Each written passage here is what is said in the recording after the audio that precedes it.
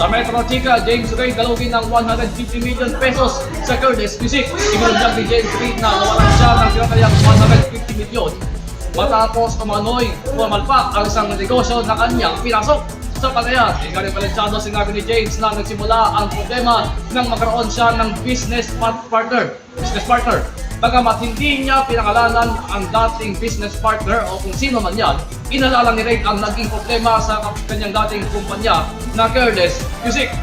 Noong taong 2024 ay nagsalita siya tungkol sa umano'y pagkakautang sa kanya ng dating partner na si Jeffrey O na higit 100 milyong piso. Pati na rin ang iba pang hindi para ayos na obligasyon ng mga kumpanya. Ayon pa kay James, umanda sa 150 million pesos ang nawala sa kanya sa buong proseso. Tinutukoy ni James ang Baby Baby Music Festival itong 2023 dahil inorganisa ng Curtis at Pinaticos dahil sa mga naging problema sa logistics at execution. Samantala, ang kanyang girlfriend naman umanong si Isa Pressman ang naging mahalagang suporta niya habang pinagdaraanan niya ang problema.